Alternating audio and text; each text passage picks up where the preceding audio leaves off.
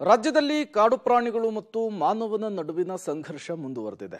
ಆನೇಕಲ್ ಭಾಗದಲ್ಲಿ ಕಾಡಾನೆಗಳ ಹಾವಳಿಗೆ ಸ್ಥಳೀಯ ರೈತರು ಬೇಸತ್ತು ಹೋಗಿದ್ದಾರೆ.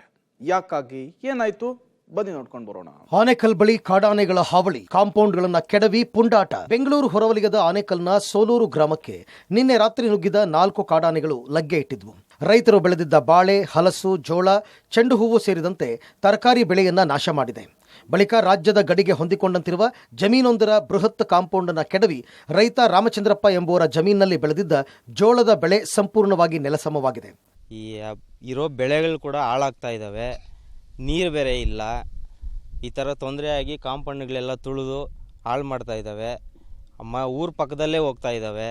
ಸೋಲೂರು ಎಂಟ್ರೆನ್ಸಲ್ಲಿ ದೂರಿ ಹಲಸಿನ ಮರದಲ್ಲಿ ಕಾಯಿ ತಿಂದು ಅಲ್ಲಿಂದ ಚಂದ್ರಾರೆಡ್ಡಿ ಅವ್ರ ತೋಟದ ಹತ್ರ ಹೋಗಿ ಆ ಮೂಲೆಯಲ್ಲಿ ದೂರಿ ಮತ್ತೆ ಕೆಳಗಡೆ ಕಾನೆ ಇದೆ, ಹಂಗೆ ಸುತ್ಕೊಂಡು ಈ ಥರ ಬಾರ್ಡರ್ ಕಡೆ ಬಂದಿದೆ. ಇನ್ನು ತಮಿಳುನಾಡು ಹಾಗೂ ಆನೇಕಲ್ ಗಡಿ ಭಾಗದಲ್ಲಿ ಕಾಡಾನೆಗಳ ಹಾವಳಿ ನಿರಂತರವಾಗಿ ಹೆಚ್ಚಾಗ್ತಾ ಇದೆ.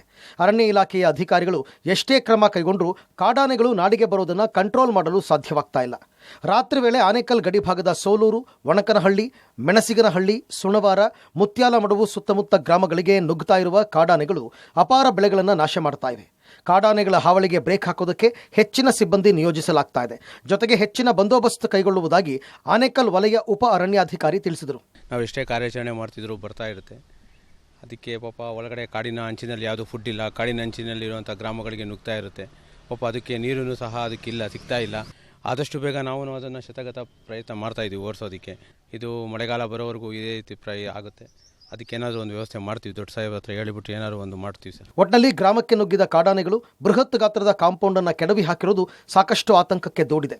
ಇನ್ನಾದರೂ ಅರಣ್ಯ ಇಲಾಖೆ ಅಧಿಕಾರಿಗಳು ನಾಡಿನತ್ತ ಬರುವ ಕಾಡಾನೆಗಳನ್ನು ಕಂಟ್ರೋಲ್ ಮಾಡ್ತಾರಾ ಕಾದು ನೋಡಬೇಕಿದೆ.